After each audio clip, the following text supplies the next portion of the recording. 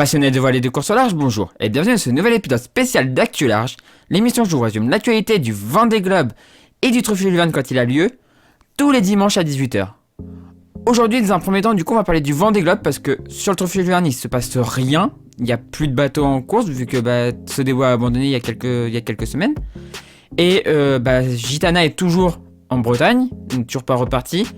Même s'il y a peut-être une fenêtre qui se présenterait, mais bon, on va pas trop spéculer. Si l'info tombe, tant pis pour moi, mais voilà. Et du coup, on va parler du Vendée Globe, et ensuite on va parler du Vendée Globe sur Virtual Regatta, puis sur Sail-Away, où sur Sail-Away on a passé le Cap Horn, voilà.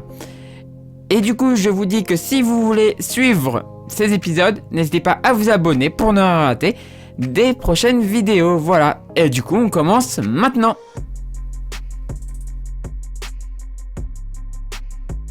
Et donc on se retrouve pour le Vendée Globe. Alors le Vendée Globe, il s'est passé des choses cette semaine, il s'est passé quelques petites choses. On a eu une alerte, une grosse alerte. Alors il y a eu aussi une grosse alerte derrière. Mais là on a eu une alerte de vent. Donc on se retrouve là le 16 à 11h39. Et on va lancer. Alors on avait d'abord, à ce moment-là, on avait le groupe de derrière qui revenait un petit peu. Et Yannick Bestaven qui était avec Thomas Ruyant. Et regardez Thomas Ruyant qui s'arrête là. Thomas Ruyant qui s'arrête. Il a eu un gros problème. Alors, il a flippé. Il a flippé parce qu'il y a 4 ans, on se souvient qu'il avait cassé son bateau en deux à cet endroit-là. Et en fait, ce qui s'est passé, c'est qu'il a trouvé l'avant de son bateau plein d'eau. Il s'est dit, merde, qu'est-ce qui se passe? Et en fait, c'est la trappe, donc la trappe qui permet de rentrer dans le hublot, en fait, qui permet de rentrer dans la zone, dans la soute à voile. Les loquets qui permettent d'ouvrir, c'était un petit peu ouvert. Sauf que les bateaux avec la vitesse où ils vont, et l'eau elle s'est engouffrée. Et il y avait plusieurs litres de flotte dans le bateau et tout. Enfin, le bâtard, il a eu un peu peur, donc il a ralenti. Donc du coup, il s'est fait rattraper par Charlie. Mais il a fini par vider et c'était bon quoi. Et donc on va relancer. On va ralentir un peu parce que j'ai l'impression que ça va vite. Donc là, on voit qu'il repart maintenant. Et donc là ce qui s'est passé aussi c'est que là il a tenté un coup. Regardez, je vais vous montrer un truc. Il a commencé à monter parce qu'il y avait cette dépression là qui sortait d'ici. Et il s'est dit, et si j'essayais d'aller la choper, je pourrais leur mettre une bonne petite pilule. Donc Thomas Ruyant qui s'est dit ça. Il a essayé d'y aller. Et finalement ça passe pas. Ça passe pas. Donc il va être obligé de redescendre au sud. Et d'ailleurs se faire distancer par Charlie et se faire un peu rattraper par la brigade de derrière quoi, qui arrive elle pleine balle avec du vent quoi. Là on a un moment vu Charlie revenir mais pleine balle sur Yannick Bestaven, mais c'était un peu de l'illusion quoi, parce qu'on voit que Yannick gère très bien sa course en tête, alors que derrière on voit que ça ralentit un petit peu. Mais que ça revient, ça reste à bonne distance quand même. Ça reste à distance raisonnable. Notamment pour ceux qui ont des bonifications comme Jean Le Cam par exemple. Et là on voit bataille d'empannage pour rester dans ce petit flux là. Ce petit vent presque plein ouest. Presque. Ouais, 254, 200... Là il prend une petite orientation un peu plus sud-ouest. Mais voilà. Donc on va bientôt arriver à l'instant T.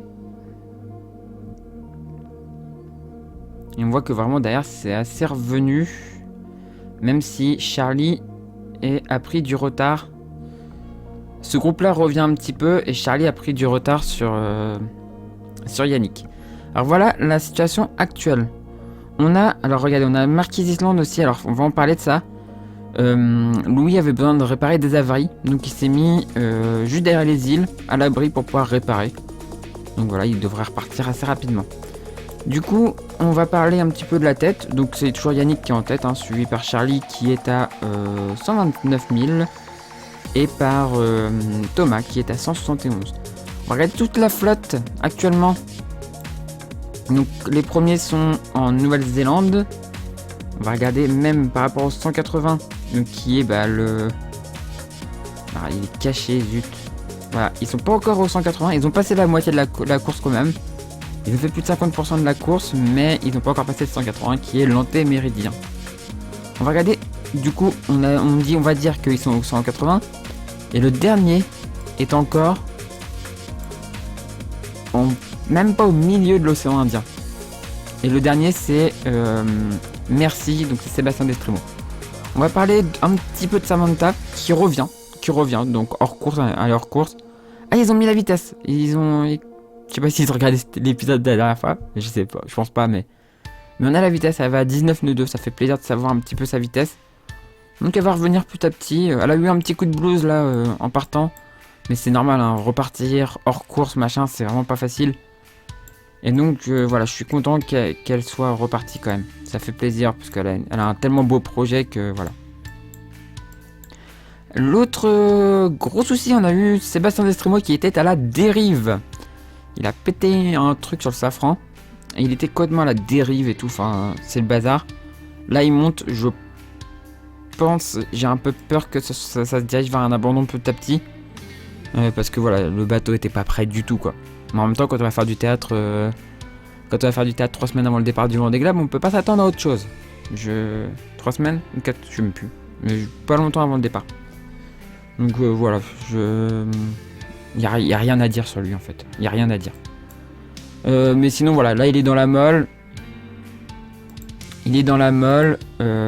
Et il va avoir par contre du vent qui va re-rentrer par derrière. Mais vu sa position, il va pas le choper quoi.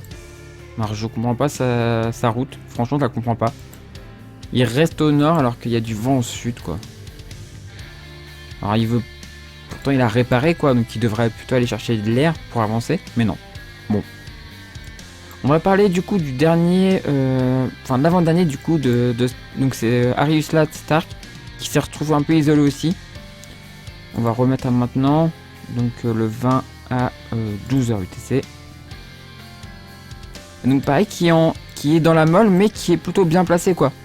Qui est plutôt bien placé parce que quand la dépression va le rattraper, il va pouvoir choper un peu de vent. Et ce qui va lui permettre d'avancer un peu vers l'est. On voit en plus que la dépression se casse un peu la gueule.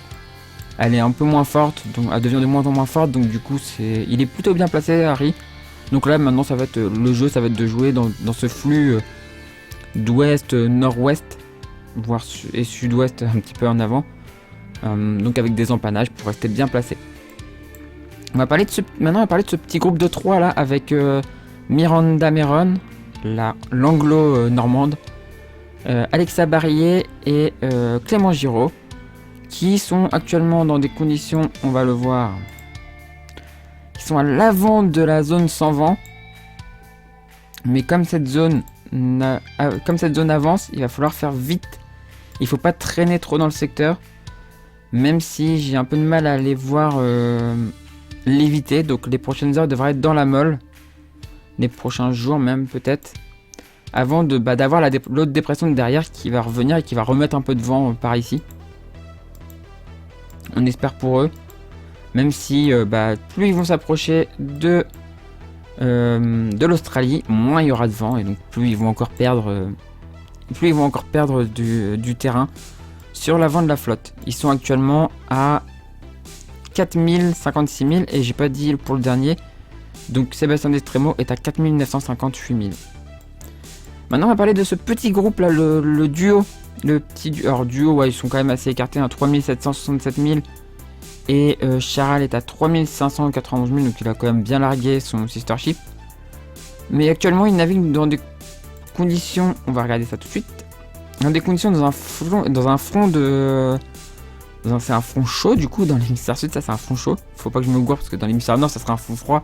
Mais là c'est un front chaud. Avec un vent de nord-ouest. Et Charal, donc Jérémy est bien en avance sur ce front, donc il devrait pouvoir le tenir assez longtemps. Par contre, Kojiro se fait rattraper et derrière il y a moins de vent. Donc c'est pas cool. Et eux dans les prochaines heures, l'objectif c'est de continuer à jouer avec ce front. De continuer à garder cette veine de vent là. Pour avancer vers le cap Lewin qui est ici quoi. Et vers ce plateau, j'ai appelé ça plateau sur Virtual Regatta. Vers ce plateau. Où généralement il y a toujours un peu de vent mais à la limite du plateau quoi. Donc il faut venir jouer dans cette zone. pour garder du vent. Maintenant, on va parler de ce groupe-là, donc de Manuel Cousin à Arnaud Boissière. Et comme j'avais prédit, ils se sont fait rattraper par le groupe de derrière qui a pris en fait du vent. C'est toujours comme ça, quand t'as pas de vent devant et que y a du vent derrière, ça revient. C'est l'effet accordéon. Mais eux, ce qui est bien, c'est que la dépression qu'il y avait derrière va leur donner du vent. Et donc devrait leur permettre potentiellement de revenir un petit peu sur Alan Roura, qui avait pris un peu d'avance. Même si Manuel Cousin fait partie des 3 bateaux à dérive droite, donc qui théoriquement devrait aller un peu moins vite. Mais ils sont quand même bien revenus. Donc ouais, pareil, eux l'objectif ça va être d'aller jouer à la limite de cette zone avec du vent. Sachant qu'il va sûrement falloir jouer des empannages pour pouvoir avoir un bon angle vent sur ces prochains jours. Là on a plus 24 heures. Si ça a plus 30 heures. Donc pareil, voilà, jouer dans cette zone, il va falloir venir jouer ici. Et dès qu'on est passé ici, donc dès qu'on est passé là, bim, plonger au sud pour aller chercher du vent. Et c'est pareil pour Alan Roura en fait, parce que Alan Roura a juste un peu d'avance, mais on va regarder ça tout de suite. Il a juste un petit peu d'avance, et donc il faut juste qu'il fait la même chose en fait. Il reste dans ce flux là avec du vent de nord-ouest, à jouer des empannages, et une fois qu'il sera passé ici, il pourra descendre vraiment plus au sud et avoir du vent. Voilà, c'est l'objectif, ça va être de garder du vent. Maintenant, on va passer... je sais, j'essaie d'aller assez vite, parce que sinon c'est assez long à chaque fois, c'est des longs épisodes. Et donc maintenant, on va parler de l'Occitane Armel Tripon qui fait une remontada encore. Wouhou! J'adore Armel, donc je suis content qu'il revienne, même s'il est encore assez loin, il a 1696 000, mais ça remonte quoi, ça remonte. Alors les conditions sont favorables aussi pour une remontada, donc quand le vent revient de derrière, c'est favorable. Et donc actuellement, là, il est ici. Il est dans un vent d'ouest. Là, c'est un vent au 258. Ouais, vent au 258, donc ouest légèrement sud-ouest. Et donc, lui, son objectif dans les prochaines heures, ça va être de continuer à descendre dans ce vent. Avec une dépression qui va encore revenir de derrière. Donc là, l'idée, ça va être d'aller se placer, je pense, ici, par ici. Pour aller après longer la zone. Moi, c'est ce que je ferais personnellement. Aller longer la zone ici. La zone des glaces. Et là, tu peux avoiner et revenir fort sur le groupe Kremer et Athanasio. Et donc, voilà. C'est plutôt pas mal pour lui. C'est une bonne remontada. On va parler maintenant du groupe Kremer et Athanasio qui est actuellement dans un vent plutôt bon. Ils sont dans un flux perturbé, dans un front chaud, donc un vent de nord-ouest. Donc eux pour l'instant ça va aller. Ils ont du vent. Faut qu'ils descendent au sud. Clairement faut qu'ils descendent au sud pour pareil aller longer la zone des glaces et garder ce vent qui est très favorable pour avancer vers la Nouvelle-Zélande et vers le Pacifique, quoi, avancer dans le Pacifique. Et donc ouais pareil, descendre très au sud, même si on voit que devant le vent se calme. Donc il y aura sûrement un rattrapage par cette dépression, donc qui permettra le resserrement encore de la flotte. Et il y avait aussi, j'ai pas dit, mais Alan Roura disait que potentiellement, il pourrait revenir sur ce groupe-là au Cap Horn. Donc il pourrait y avoir un nouveau redépart au Cap Horn. Donc à voir, ça peut être très très très intéressant. Mais voilà, du coup pour eux, là, ça va être, si la dépression là les rattrape, ils vont se faire resserrer par Armel Tripon. Et potentiellement aller resserrer le groupe de devant. Parce que maintenant on va parler du groupe de devant aussi. Donc on revient à maintenant. Et donc ça va de Maxime Sorel à Boris Herman qui est 4ème actuellement. Et eux l'objectif c'est de... pour l'instant ils n'ont pas beaucoup de vent. Ils ont un vent de 14 nœuds. Et le vent va re-rentrer. et être bien orienté en plus. Donc là l'objectif c'est pareil, c'est d'aller jouer à la limite de la zone des glaces, chercher ce vent là qui est vraiment en limite, même si voilà il n'y a que 13 nœuds là, hein, mais chercher en limite ici. Donc on voit qu'ici après ça continue, parce que là on est déjà à plus de 36 heures, donc voilà, mais on voit que tout le long là il y a du vent, et surtout plutôt bien orienté, donc continuer dans ce vent là quoi, faut vraiment pas lâcher ici, et faut pas rester au nord quoi, faut pas rester au nord, parce qu'au nord il y a vraiment pas d'air, et donc longer ici, parce que les IMOCA même dans peu de vent, ils vont quand même relativement vite, donc voilà, on joue en limite de zone ici. Et maintenant on va parler du groupe de tête. On va parler vite fait du groupe de tête. On va revenir à maintenant. Le groupe de tête donc emmené par Yannick Bestaven. Et ensuite du coup que j'ai dit on a Thomas Ruyant et Charlie Dalin. Et donc Yannick il va avoir, on va regarder ça tout de suite, un petit peu plus de vent au début, mais ça va vite se calmer quand même.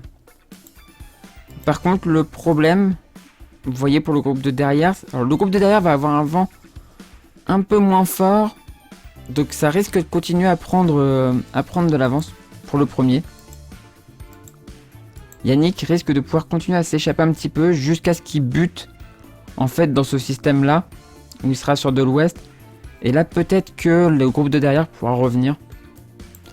Mais on va revenir à maintenant là, on va revoir à partir de maintenant. Donc vous voyez là il est comme ça, là il va continuer à descendre dans le sud s'il arrive à choper ça, mais ça m'étonnerait. Je pense pas qu'il y arrivera, parce qu'il avance quand même assez vite ce fond. Donc lui il va commencer à descendre là.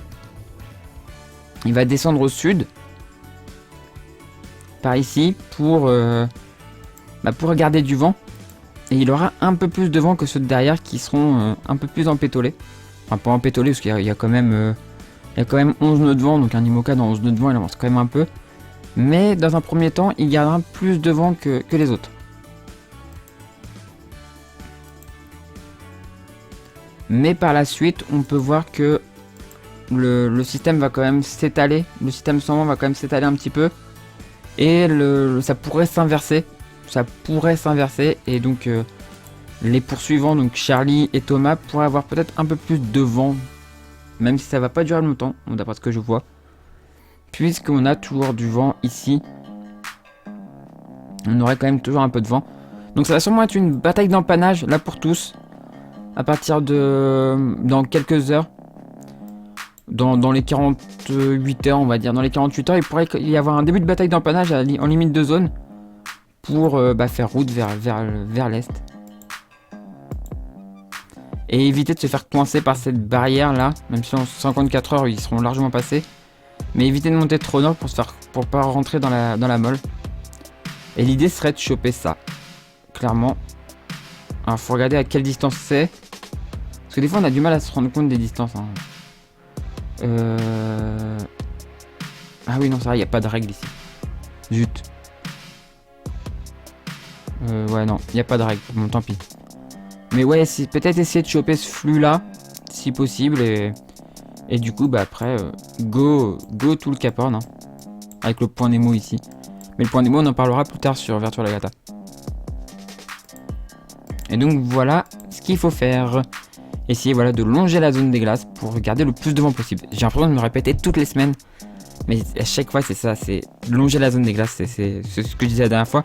La zone des glaces c'est très bien pour la sécurité. Mais pour la stratégie c'est vraiment, ça limite vraiment. Ça limite vraiment beaucoup la stratégie. Maintenant on va parler du classement rapidement. Et on va voir une vue générale de la flotte. Donc on a Maître Coq qui est en tête, Yannick Bestaven, suivi par Charlie à 129 000, Thomas Ruyant à 171 000, Boris Herman à 388 000, Jean Le Cam à 437 000, à savoir que Jean Le Cam a toujours sa bonification de 16 heures et Yannick a aussi sa bonification, donc il est assez largement en tête quand même. Hein.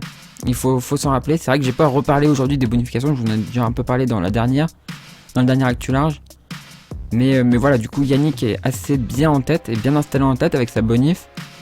Boris est plutôt bien aussi, 4ème Même si là, il prend pas la 3ème place. Non, il prend pas la 3ème place, je pense pas. Donc, et Jean prend peut-être la 4ème par contre. Jean prendrait sûrement la 4ème, si ça restait comme ça. Donc Jean est à 437 000. Benjamin Dutreux est à 478 000 en 6ème position. Damien Seguin 7ème à 503 000. Isabelle Josque à 592 000 qui fait une magnifique course, mais comme Damien d'ailleurs. John Cardopedat qui est à 647 000 qui fait aussi une très belle course. Louis qu'on a vu qui s'est arrêté là derrière les îles est à 675 000, mais du coup il va perdre encore du terrain. Maxime en 11ème position à 818 000. Clarisse à 1137,4 000. Romain Athanasio 13ème à 1232,8 000. Armel Tripon à 1696 000. Alan Roura à 2634 000, donc il y a quand même de l'écart encore. Hein. Mais il remonte petit à petit. Ça va remonter petit à petit peut-être. Arnaud Boissière à 2984 000. Pip Art à 3110 000. Stéphane Lodiraison à 3130 000. Didac Costa 3218 000. Manuel Cousin 3362 000. Jérémy Bayou 3591 000. Kojiro Shirashi 3767 000. Miranda Meron 4056 000. Clément Giraud 4105 000. Alexa Barillet 4130 000. Ariusla 4586 000. Et Sébastien Destremo à 4958 000. Sachant que j'ai enregistré cet épisode à 12h50 française, donc à 11h50 UTC. Voilà. Et bah du coup maintenant on va passer au Vendée Globe sur Virtual Regatta. Et donc on se retrouve sur Virtual Regatta où ça s'est étalé. Ça s'est étalé dans tous les sens la flotte. On voit par exemple mon concurrent direct Nashkit qui est très nord. Mais d'ailleurs qui a eu un petit problème. Hein. Vous vous dites il a pris beaucoup de retard. Bah regardez pourquoi il a pris beaucoup de retard. Il est rentré dans la zone interdite. Dans la zone des glaces. Mais c'est pas le seul. Ils ont été pas mal à faire ça. Et surtout on a des bateaux qui redescendent de là. Par exemple Yann CTV. Où on a aussi Arzei. Donc ils vont tenter le point Nemo. Le Nemo Point Challenge. Donc c'est pour ça que quelques-uns sont montés au nord. Et donc on a une flotte très étalée. Le problème c'est qu'en allant jouer ici, ils ont un petit peu moins de zef que nous. Donc bon, il va à quelle vitesse par exemple là, Yann ? Yann va à 21 nœuds. Alors il va plus vite que nous parce que il a moins de vent, donc il est moins bridé. Parce que nous actuellement on a pas mal de vent, mais il fait beaucoup plus de route quoi. Énormément plus de route. Donc on voit que voilà par exemple là il y a des optionnistes, hein. Il y a des options un peu dans tous les sens. Le premier est très sud, c'est Hugo LC22, mais on reparlera des classements après. Descend vers le sud, alors que nous on va plutôt aller chercher un empannage ici, mais je vais vous montrer ça après sur le routage. 6, voilà, ici, et après il restera quasiment plus d'empannage à faire jusqu'au Cap Horn. On va regarder tout de suite le routage d'ailleurs. Alors c'est... non c'est pas là-dedans qu'il faut que je fasse. C'est ça. Et ici, voilà. Donc le routage en fait nous fait remonter au nord et on a un dernier empannage par ici vers 20h, 20h20. Moi il est programmé à 20h. Et ensuite on redescend donc avec la petite bascule, le vent va basculer un petit peu. On redescend en direction du sud-est, hein, vers le Cap Horn. On aura un vent qui va être assez favorable, même s'il va être assez fort, donc 20 nœuds 19. On va être un tout petit peu bridé, mais de moins en moins. Et on aura une dernière petite série d'empannage aux alentours du 22. Donc le 22 c'est mardi.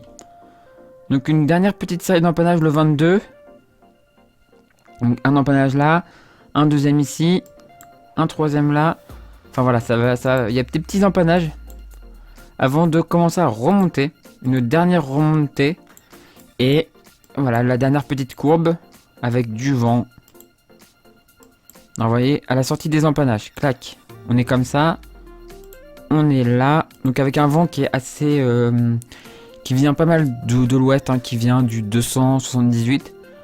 Donc alors sachant que l'ouest est au 270, donc quasiment au plein ouest. Et là on voit que le vent refuse un petit peu avec nous et donc devrait nous permettre de ne plus empanner jusqu'au Cap Horn. Mais il va pas falloir traîner parce que on a une petite zone sans vent au sud. Ouais non, c'est un centre dépressionnaire, j'ai rien dit. Et on aura du vent pour le passage du Horn. Et donc voilà, on voit qu'après, boum, le Cap Horn qui devrait intervenir le 24 décembre à 4h du matin. Donc voilà, maintenant on va parler vite fait du classement. Donc les classements, ils ont été un peu chamboulés, vous allez voir. Les classements, clac. Classement pour l'Occitane, c'est Fluo qui est en tête, suivi par The à 0,88 000 et Frag 17 à 1,52 000. Moi je suis 59e à la distance de 19 000, donc c'est pas mal. Classement monde maintenant.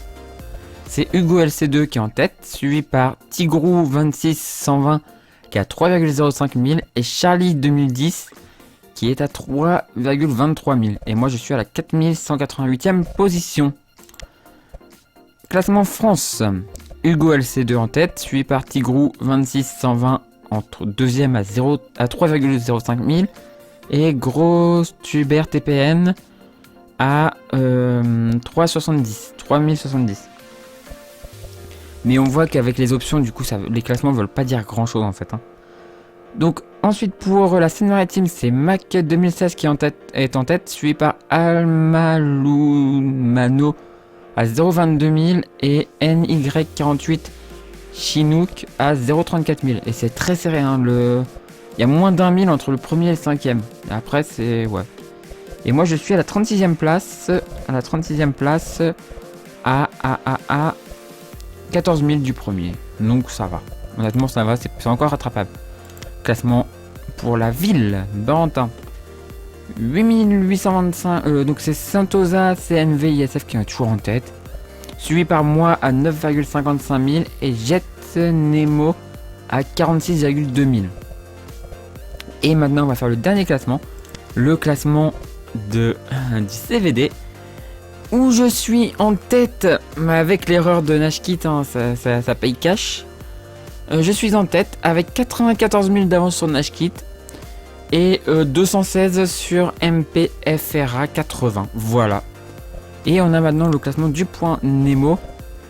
Nemo Point, c'est le Bigoro Kamikaze qui est en tête, suivi par Dalmad 6 à 0,60 000 et Red Sail 86 à 2,13 000.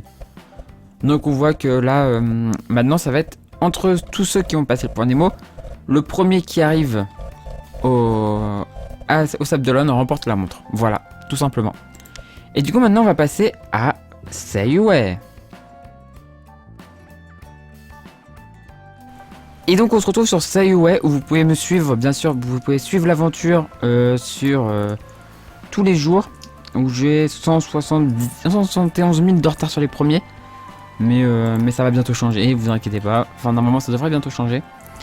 Donc sur Say Ouais on a passé le Cap Horn. Regardez, le Cap Horn est ici, ça y est, il est validé. Vous l'aurez pas encore vu l'épisode, mais c'est l'épisode qui sort demain. Donc vous verrez demain. D'ailleurs c'est cool, c'était super cool ce passage.